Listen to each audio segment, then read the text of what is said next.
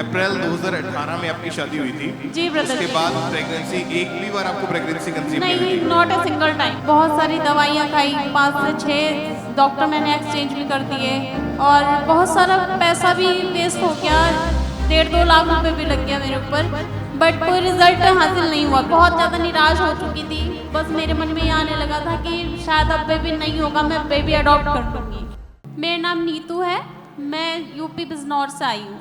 Okay, 29 अप्रैल 2018 में आपकी marriage हुई थी। जी ब्रदर जी। ओके, आप खुल के बताएं अपनी गवाही में। उसके बाद जब बेबी के बारे में सोचा तो क्या प्रॉब्लम थी, क्या डॉक्टर्स बोलते थे, सारा बताएं आप। ब्रदर, 29 अप्रैल 2018 को मेरी मैरिज हुई थी। उसके बाद जब हमने बेबी के बारे में सोचा तो काफ़ी टाइम गुजर गया, बट कंसीव नहीं हुआ मुझे एक बार भी। सर 2-3 साल हो गए, फिर हम डॉक्टर के पास जाने लगे और मेरा ट्रीटमेंट स्टार्ट हुआ। और ट्रीटमेंट स्टार्ट होने के बाद मैंने बहुत सारी दवाइयाँ खाई, 5 से 6 डॉक्टर मैंने एक्सचेंज भी कर दिए और मैं जाती रही, कोई जो कुछ बता देता था वहीं चली जाती थी।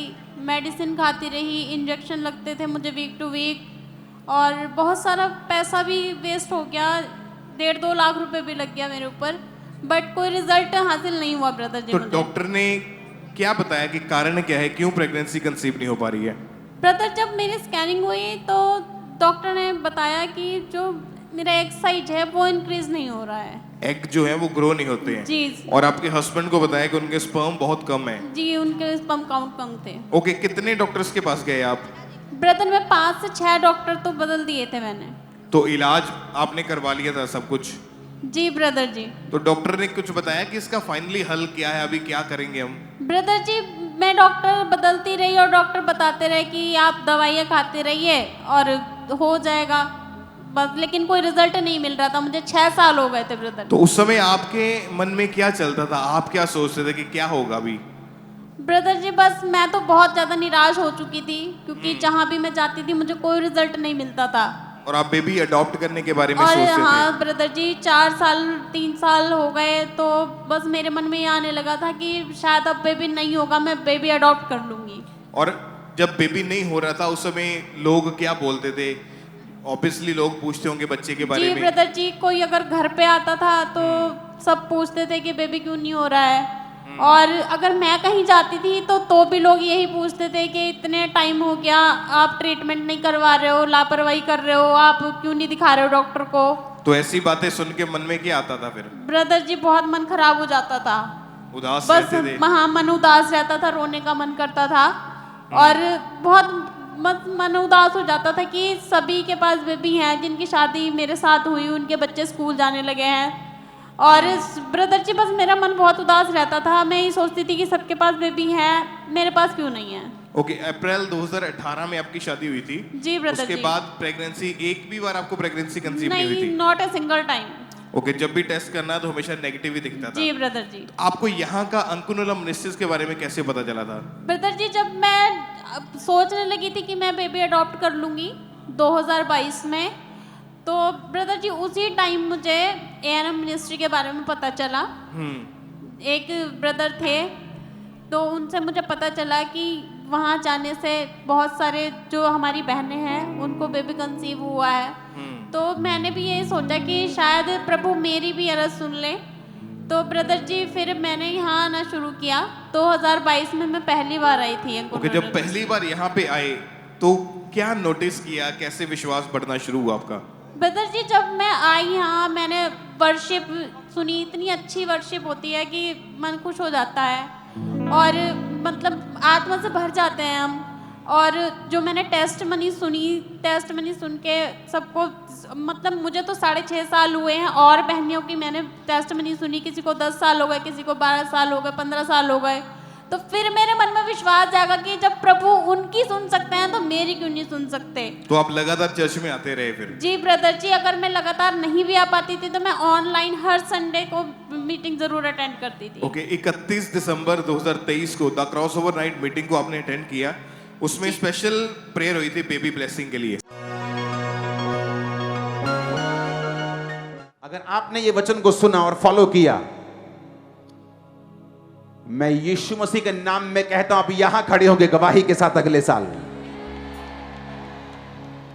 और परमेश्वर ने कहा अगले 6 मंथ में जनवरी से लेके आप लगा लो मई जून के पास ही जितनी बहनें प्रेग्नेंट नहीं हैं चर्च में, मैं आपको बता रहा हूं ऑलमोस्ट 100% तक आप प्रेग्नेंट हो गए सभी। मैं आपको सच कह रहा हूं, अगर आपने ये वर्ड को फॉलो किया। ओके, जब आपने उस वर्ड को फॉलो किया और प्रेयर को रिसीव किया, क्या हुआ उसके बाद आपके जीवन में, क्या बदलाव देखा आपने? ब्रदर जी, जब मैंने 31 दिसंबर की रात को वो मीटिंग अटेंड की थी, तो ऑनलाइन में देख रही थी, उसके बाद मतलब मैं पूरी तरह से आत्मा से भर गई और मतलब मैं अपने घर पे ही थी और मैं वर्शिप कर रही थी। तो फिर मुझे बहुत अच्छा सा महसूस हुआ, गर्माहट महसूस हुई मुझे। और उसके बाद मतलब मैंने ये सोचा नहीं था कि इतनी जल्दी मुझे रिजल्ट मिल जाएगा। 19 जनवरी को मुझे पता चल गया था ब्रदर जी। 31 दिसंबर को आपने प्रेयर को रिसीव किया जी ब्रदर जी। उसके एग्जैक्ट 19 दिन के बाद 19 जनवरी को जब चेक किया तो प्रेगनेंसी टेस्ट पॉजिटिव था। यस ब्रदर जी। पहली बार पॉजिटिव देखा जी ब्रदर जी, 6 सालों में पहली बार मेरा टेस्ट पॉजिटिव आया था। आपका और आपके हस्बैंड का क्या रिएक्शन था, क्या कैसी सिचुएशन थी उस समय? ब्रदर जी, जब पता चला तो एक बार को तो विश्वास ही नहीं हो रहा था। और दोनों खुशी के मारे रोने लगे। जी ब्रदर जी। फिर क्या हुआ उसके बाद? ब्रदर जी, उसके बाद बस मन में ये रहता था कि जब पहली बार मुझे कंसीव हुआ है इतने टाइम बाद, बस परमेश्वर मेरे बच्चे को संभाल कर रखे और परमेश्वर ने पूरे 9 मंथ मेरे बच्चे को संभाल कर रखा और मुझे बेबी गर्ल के साथ ब्लेस किया। ओह जीसस, तारीफ करें इक्लेसिया। अपने हाथों को उठा के ऊंची आवाज में हालेलुया।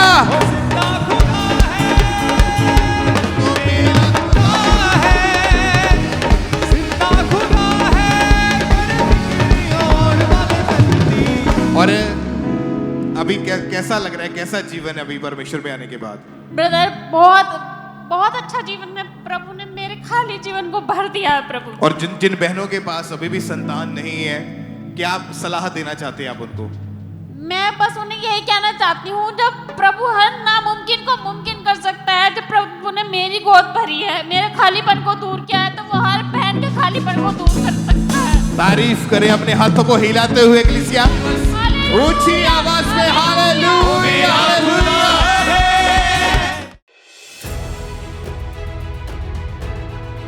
परमेश्वर के दास द्वारा दिए गए जीवित वचनों और बाइबल के गहरे आत्मिक रहस्यों को जानने के लिए आज ही हमारे YouTube चैनल को सब्सक्राइब करें, बेल आइकन को जरूर प्रेस करें ताकि परमेश्वर की नई आत्मिक शिक्षा न्यू रेवलेशन सबसे पहले आप तक पहुंच सके।